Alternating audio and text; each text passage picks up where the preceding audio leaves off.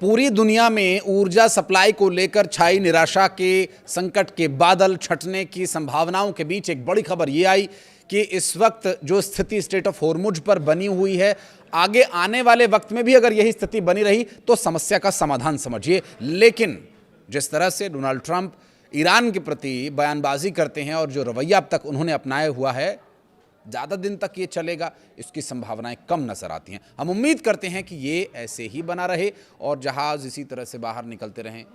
अब तक तो आप समझ ही गए होंगे कि स्ट्रेट ऑफ हॉर्मुज से आवागमन बहाल हो चुका है। नमस्कार, मैं हूं आशीष त्रिपाठी आपके साथ। और दुनिया के तेल सप्लाई की नस कहे जाने वाले स्ट्रेट ऑफ हॉर्मुज में बीते 24 घंटों में हलचल बढ़ती दिखाई थी।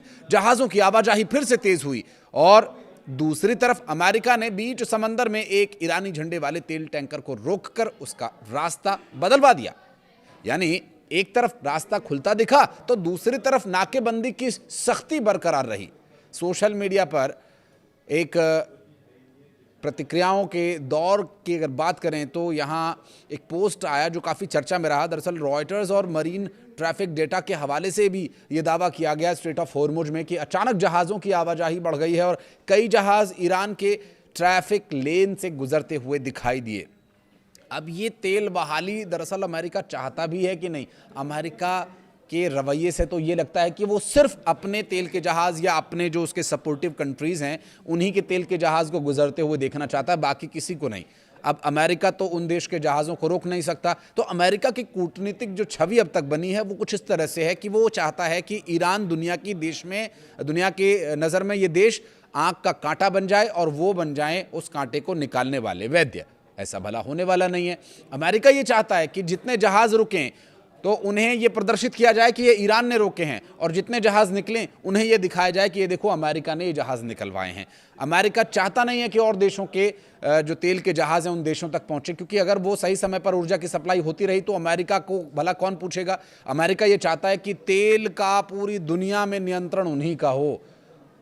ये जो स्थिति है, अमेरिका अब खुल करके तो इस बारे में वो कह नहीं सकता। पहले यूरोप की उसने बुराई करी कि यूरोप हमारा साथ नहीं दे रहा हमारे ईरान पर हमले को लेकर के।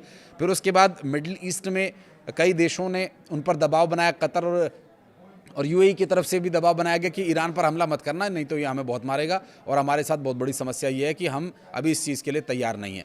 देखिए, ये स्थिति और विस्तृत तरीके से मैं आपको समझाने की कोशिश करूंगा।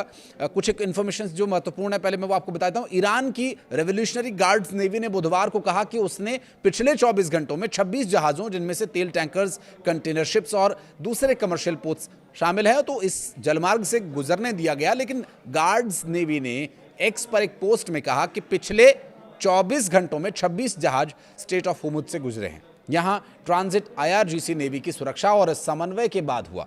ये ईरान ने 28 फरवरी को अमेरिका और इजराइल के साथ युद्ध शुरू होने के बाद रास्ता बंद कर दिया था। स्ट्रेट ऑफ हॉर्मुज पर पूरी तरह से आवाजाही को रोक दिया था और कड़ी पाबंदियां लगा दी गई थीं। उस दौरान भी कुछ जहाज भेजे गए, जिसमें भारत के भी कुछ ऑयल टैंकर्स शामिल रहे। स्ट्रेट ऑफ हॉर्मुज दुनिया के सबसे महत्वपूर्ण एनर्जी चेक पॉइंट्स में गिना जाता है।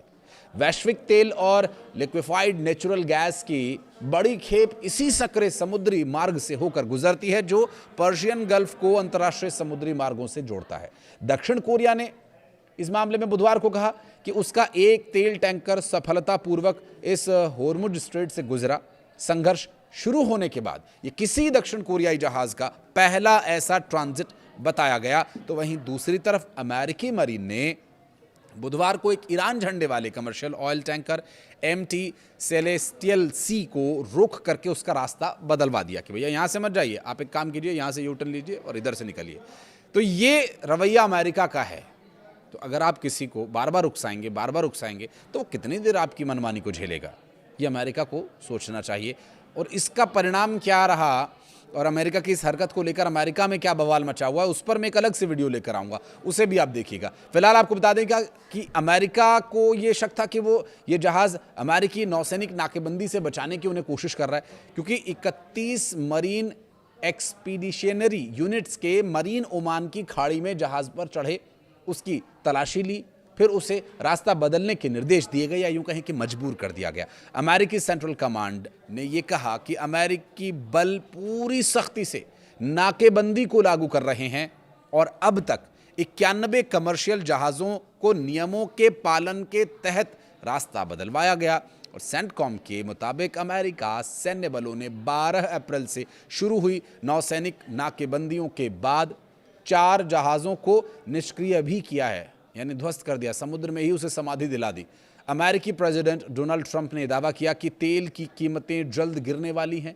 स्ट्रेट ऑफ हॉर्मुज में फंसे 1600 से ज़्यादा तेल से लदे जहाज़ बहुत जल्द बाहर निकलेंगे। ट्रंप ने कहा कि संकट के बावजूद शेयर बाजार पहले से ज़्यादा ऊंचाई पर है, जबकि उन्हें खुद अंदेशा था कि बाजार 20 से 25% तक गिर सकता है। ट्रंप ने ईरान को लेकर सख्त रुख दोहराते हुए कहा कि उनके पास कार्रवाई के अलावा कोई विकल्प नहीं था, क्योंकि तेहरान परमाणु हथियार हासिल करने की ओर बढ़ रहा था। ये एक दूसरा मुद्दा है जिसको लेकर के डोनाल्ड ट्रंप लगातार ईरान को दबाव में लेने की कोशिश कर रहे हैं, लेकिन ईरान वही पुष्पा स्टाइल में झुकेगा नहीं वाला जो उसका एटीट्यूड है, ये दरअसल डोनाल्ड ट्रंप को पसंद नहीं आ रहा है। अब चूंकि ऊर्जा सप्लाई का संकट अगर पूरी दुनिया में बना रहेगा, और उससे ऊर्जा सप्लाई का संकट होना एक अलग बात है, लेकिन ऊर्जा सप्लाई के संकट की खबरों का फैलना ये एक दूसरे तरह से शेयर बाजार पर असर डालता है। तो ये जो दोनों बातें हैं, इन दोनों बातों को जोड़ते हुए अमेरिका के प्रेसिडेंट ये चाह रहे हैं कि पूरी दुनिया में उनकी वाहवाही हो जाए, हर कोई उनकी तारीफ करे कि क्या बात है, इतना युद्ध लड़ने के बाद भी शेयर बाजार कितने टॉप पर है। तो शेयर बाजार पर पड़ने वाला असर, दरअसल जो न्यूज़ बाहर आती है उसके हिसाब से शेयर बाजार रिफ्लेक्ट होता है, उस पर उसके फ्लक्चुएशन दिखाई देते हैं। और लोग भी जो इन्वेस्ट करते हैं या इन्वेस्टर्स हैं, वो खुद जाकर को तो देखेंगे नहीं कि स्ट्रेट ऑफ हॉर्मुज में क्या हो रहा है। उनके पास जो न्यूज़ आ रही है, सेंटर से जो खबर उनके पास पहुंच रही है, वो उसी हिसाब से अपने इन्वेस्टमेंट को घटाते या बढ़ाते हैं। तो ये अमेरिका के प्रेसिडेंट की कूटनीति है।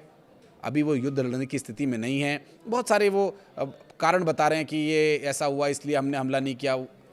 एक और वीडियो में लेकर आता हूँ उस पर भी, लेकिन फिलहाल जो एक और महत्वपूर्ण इन्फॉर्मेशन है वो ये कि ईरान को परमाणु हथियार नहीं बनाने देने की जिद अमेरिका छोड़ नहीं रहा, और जल्द किसी न किसी तरह से ये जिद उसे छोड़नी होगी, अन्यथा युद्ध खत्म होने की परिस्थितियां फिलहाल बनती हुई नजर नहीं आ रही हैं। ईरान अपनी जगह यथावत डटा हुआ है। उसकी वही 5 बातें कि अमेरिका हमारे नुकसान की भरपाई करे, अमेरिका ने जो हम पर हमले किए हैं और जो प्रतिबंध लगाए हुए हैं उन्हें ख़त्म किया जाए, स्ट्रेट ऑफ हॉर्मुज पर से जो नियंत्रण का दावा किया जा रहा है उसे हटाया जाए, जो ठीकरी पहरा अमेरिका लगाए बैठा है उसको हटाया जाए। तो ये सारी बातें बार बार दोहराई जा रही हैं। वो ब्लूप्रिंट्स, मिसाइलों के, परमाणु हथियारों पर रोक, एनरिच्ड यूरेनियम छीन लेने वाली बात, इन्हीं सब बातों पर ईरान अडिग खड़ा है कि भैया ये हमारी सुरक्षा के 5-6 बिंदु हैं, इससे हम कोई समझौता नहीं करेंगे। ठीक है, लड़ लेंगे युद्ध, इतने दिनों से लड़ रहे हैं, कुछ और दिन सही। बहरहाल इस पूरे विषय को लेकर अगर आप कुछ कहना चाहें तो कमेंट सेक्शन में ज़रूर बताइएगा। वीडियो को यहाँ तक देखने के लिए बहुत बहुत धन्यवाद।